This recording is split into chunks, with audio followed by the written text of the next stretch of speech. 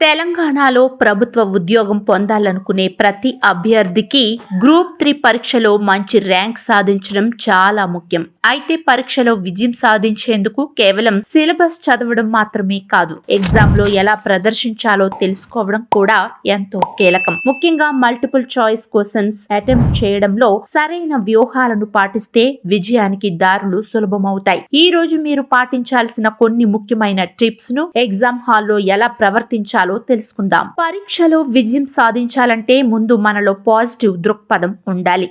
ఎంతటి వారైనా అనుకూల భావనతో ముందుకు వెళ్తే విజయం సాధించగలరు. పరీక్షకు వెళ్లే ముందు 5 నుంచి 10 నిమిషాల ధ్యానం లేదా మెడిటేషన్ చేయడం ద్వారా మన మైండ్ చాలా ప్రశాంతంగా ఉంటుంది. ఇలా చేస్తే మనకు అనవసర ఆందోళన లేదా భయాలు లేకుండా ప్రశ్నలను అటెంప్ట్ చేసే ధైర్యం వస్తుంది. పైగా ఎగ్జామ్ లో 1-2 తప్పులు జరిగినా మన దృష్టి ఆ తప్పులపై కాకుండా తదుపరి ప్రశ్నలపై నిలుపుకోవచ్చు. ఈ రోజుల్లో సోషల్ మీడియా అనేది ప్రతి ఒక్కరికి నిత్య కృత్యంగా మారిపోయింది.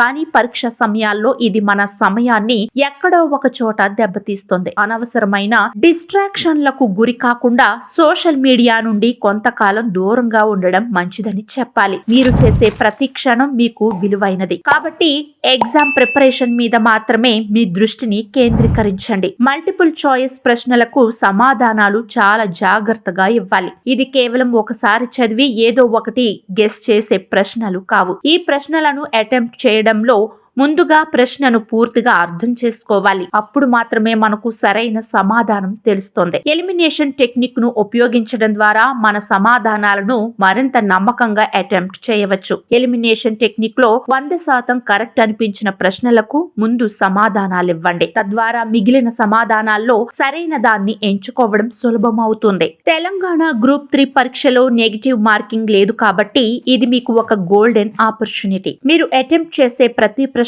కూడా మిమ్మల్ని విజయానికి మరింత దగ్గర చేస్తుంది. ప్రశ్న కష్టంగా అనిపించినా అటెంప్ట్ చేయండి, ఎందుకంటే మనం ఎప్పుడు అనుకోని సమాధానాన్ని తెలివిగా ఇచ్చే అవకాశం ఉంటుంది. ప్రతి ప్రశ్నకు అటెంప్ట్ చేస్తూ ఉండటం వల్ల మీరు ఒక్కో మార్కును అదనంగా పొందే అవకాశం ఉంటుంది. మీరు ప్రశ్నకు సమాధానం ఇవ్వకుండా అలాగే వదిలేయడం వల్ల ఒక మార్కు అనవసరంగా పోతుంది. అదే మీరు ఏదో ఒక సమాధానం ఇచ్చినా అది రైట్ అయ్యే అవకాశం ఉంది. పరీక్ష హాల్లోకి ప్రవేశించేసరికి మన మనసును ప్రశాంతంగా ఉంచడం చాలా ముఖ్యం. కనీసం 5 నుంచి 10 నిమిషాలు మన మనసును మెడిటేషన్ ధ్యానం ద్వారా ప్రశాంతంగా ఉంచగలిగితే దాని వల్ల మన ఫోకస్ మరింత పెరుగుతుంది. ప్రశ్నలపై మన దృష్టి పూర్తిగా ఉంటే మాత్రమే మనం సరిగా అటెంప్ట్ చేయగలిగే అవకాశం ఉంటుంది. పరీక్షకు 150 నిమిషాల సమయం ఉన్నందున ఆ సమయాన్ని పూర్తిగా ఉపయోగించుకునేలా ప్లాన్ చేసుకోండి. టైం మేనేజ్మెంట్ అనేది పరీక్షలో కీలక పాత్ర పోషిస్తుంది. ప్రతి ప్రశ్న అటెంప్ట్ చేసే ముందు కొంచెం సమయం మాత్రమే ఉందని గుర్తుంచుకోండి.